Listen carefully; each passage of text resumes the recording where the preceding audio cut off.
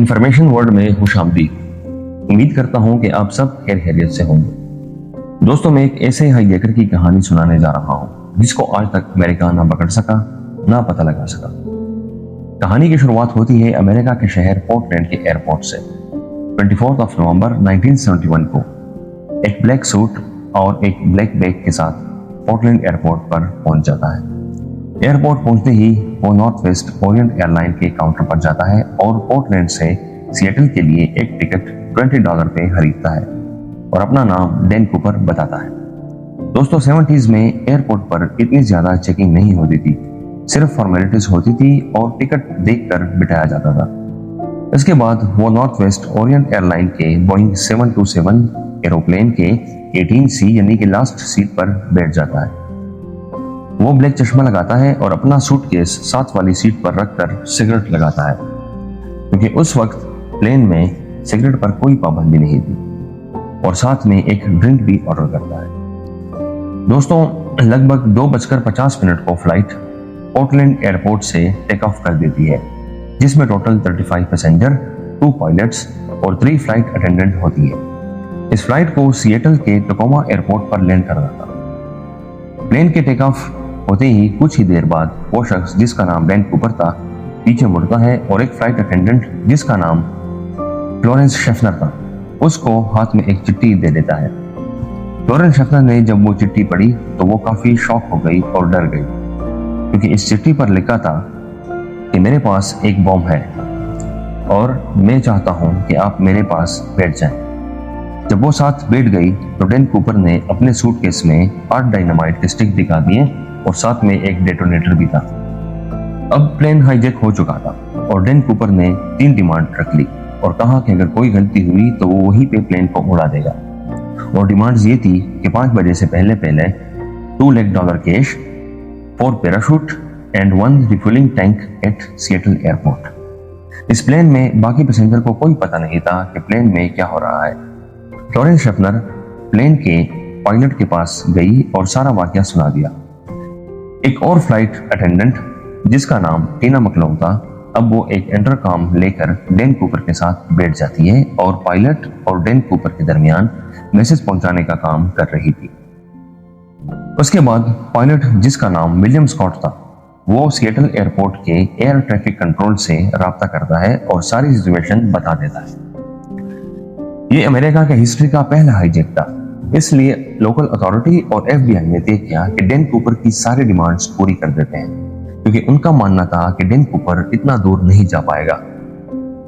अब फ्लाइट जिसको Seattle airport पर 40 मिनट में लैंड करना था वो सिएटल एयरपोर्ट के ऊपर 1 घंटा और 30 मिनट तक गोल चक्कर लगा रहा था और पैसेंजर को बताया गया कि टेक्निकल खराबी की वजह से प्लेन लैंड नहीं कर पा रहा। इस दौरान सिएटल नेशनल बैंक से $20 के 10,000 नोट इकट्ठे किए गए और उनके सीरियल नंबर नोट कर लिए गए और साथ में 4 पैराशूट भी अरेंज कर लिए गए।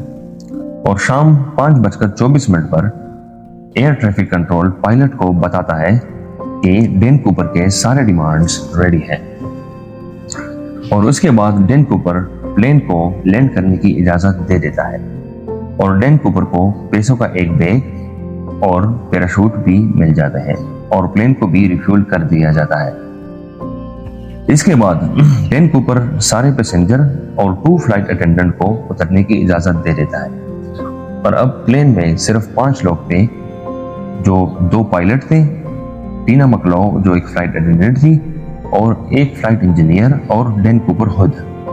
अब डैन कूपर फिर से डिमांड करता है कि प्लेन को सीधा मैक्सिको की तरफ रवाना करो, लेकिन पायलट ने बताया कि प्लेन सीधा मैक्सिको फ्यूल की वजह से नहीं जा सकेगा।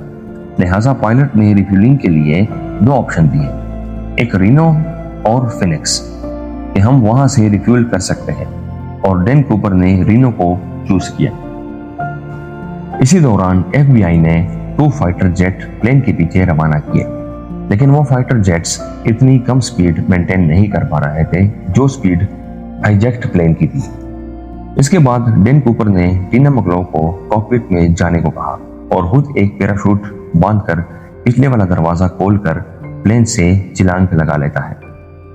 और उसके बाद रात 2:15 पर रीनो के एयरपोर्ट पर लैंड करता है और प्लेन का पिछला दरवाजा अभी भी खुला होता है। जब प्लेन को एयरपोर्ट पर चेक कर रहे थे तो ना तो डैन कूपर मिला वहां पे, और ना वो $2 लाख मिले, और ना ही वो ब्लैक सूटकेस मिला।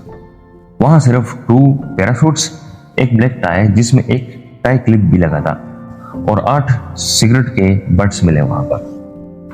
अब ये FBI के लिए बहुत बड़ा चैलेंज बन गया था कि आखिरकार डैन कूपर गया कहां। डैन कूपर को किसी ने जंप करते हुए देखा तो नहीं था, लेकिन पिछले दरवाजे को खुला देखने के बाद पता चला कि उसने सिएटल और रीनो के बीच कहीं छलांग लगाई होगी। उसके बाद प्लेन में कुछ और पैसेंजर और क्रू मेंबर की मदद से डैन कूपर का स्केच बनाया गया। FBI को अब यह जानना जरूरी था कि उसने रीनो और सिएटल के बीच कहां जंप लगाया होगा, और यह ज्यादा मुश्किल नहीं था क्योंकि प्लेन उस टाइम ऑटो पायलट पे था। इसलिए फ्लाइट रिकॉर्डर से मालूम पड़ा कि प्लेन का बैक डोर 8:10 पर खुला था। इस टाइम से अंदाजा लगाकर 45 किलोमीटर का एरिया चूज किया गया। अब एरियल टीम और लैंड सर्च टीम ने इस एरिया के घने जंगलात और ऊंची पहाड़ों में 3 महीने तक सर्च किया, लेकिन ना डैन कूपर का कोई पता चला और ना ही कोई सबूत मिला। और यहाँ पर बहुत ज्यादा सर्दी भी थी, जो सबको लगा कि डैन कूपर मर गया होगा।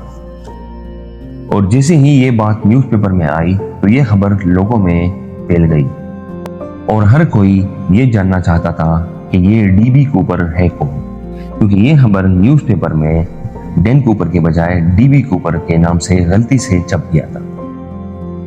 फिर FBI ने इन 2 लाख के सीरियल नंबर भी पब्लिक कर दिए, शायद आम पब्लिक की वजह से इनका कोई सुराग मिल सके। इवन गवर्नमेंट ने यह भी शाया किया कि अगर कोई एक नोट भी हमारे पास ले आए तो उनको $5,000 का इनाम दिया जाएगा, लेकिन कोई फायदा नहीं हुआ। FBI का यह मानना था कि कूपर ने जब जंप लगाया होगा तो मर गया होगा, क्योंकि जिस एरिया में वो गिरा था वहां बहुत ज्यादा ठंड थी, और इस ठंड में कोई इंसान सर्वाइव नहीं कर सकता जब तक कोई प्रॉपर गर्म कपड़े ना हो। और इस एरिया में एक लुइस रिवर भी था, ये भी पॉसिबिलिटी है कि वो वहां डूबकर मर गया होगा। मगर एक मसला अब भी था कि अगर वो मरा नहीं तो अब तक उनकी लाश क्यों नहीं मिली, और ना ही उनके साथ जो चीजें थी, जिसकी वजह से FBI काफी परेशान थी। मामला अभी खत्म नहीं हुआ था कि 9 सालों के बाद 1980 में फिर से एक वाकया हो। 10 फरवरी 1980 को ब्रेन इंग्रम नामी एक बच्चा जो 8 साल का था, वो अपने माँ बाप के साथ कोलंबियन रिवर के किनारे टीना बार बीच के किनारे खेल रहा था, और उसको बीच के किनारे नोटों की 3 गड्डियां मिली। वो तीनों गड्डियां $20 की थी और टोटल अमाउंट $5,800 थी। बच्चे के फादर ने ये गड्डियां उठाई और सीधा FBI के पास चले गए, और जब FBI ने नोटों के सीरियल नंबर चेक किए तो वो ही थे जो नोट डीबी कूपर को दिए गए थे। उसके बाद FBI ने टीना बार बीच की काफी खुदाई की, मगर वहां पे और कुछ नहीं मिला। FBI को लगा कि शायद ये केस अब सॉल्व हो जाएगा, लेकिन ये केस सुलझने के बजाय और उलझने लगा, क्योंकि टीना बार बीच वहां से 27 किलोमीटर दूर था जहां से कूपर ने छलांग लगाई थी। पहले यह समझा गया कि जंप करते वक्त कूपर से ये पैसे लुइस रिवर में गिर गए होंगे, और ये पैसे बहते हुए कोलंबियन रिवर तक आए होंगे। लेकिन बाद में मालूम हुआ कि कोलंबियन रिवर तो ऑपोजिट डायरेक्शन में फ्लो करता है, यानी ये पैसे किसी भी सूरत में लुइस रिवर से कोलंबियन रिवर के टीना बार बीच नहीं आ सकते। अब सवाल ये था कि क्या डीबी कूपर जिंदा है, या ये पैसे किसी और को मिले हों और उसने कहीं ना छुपाए हों। इस केस के सिलसिले में FBI ने कूपर जैसे दिखने वाले लोगों से कई महीनों तक इन्वेस्टिगेशन की, लेकिन कुछ भी हाथ न लगा। 1980 में 5,800 के नोट के अलावा बकाया 9,710 के नोट्स कभी नहीं मिले। इस केस में FBI के पास कूपर के प्लेन का टिकट और उसके स्केच के अलावा और कुछ नहीं था, और वो टाई जिसका क्लिप लेफ्ट साइड पर लिखा था। FBI जो दुनिया की टॉप इंटेलिजेंस एजेंसी में शुमार होती है, वो आज भी डीबी कूपर को पकड़ने में नाकाम है। उम्मीद है कि मेरी ये वीडियो आपको पसंद आई होगी। प्लीज मेरे चैनल को सब्सक्राइब करें और शेयर करें ताकि और भी अच्छी अच्छी वीडियोस आपको दिखा सकूं।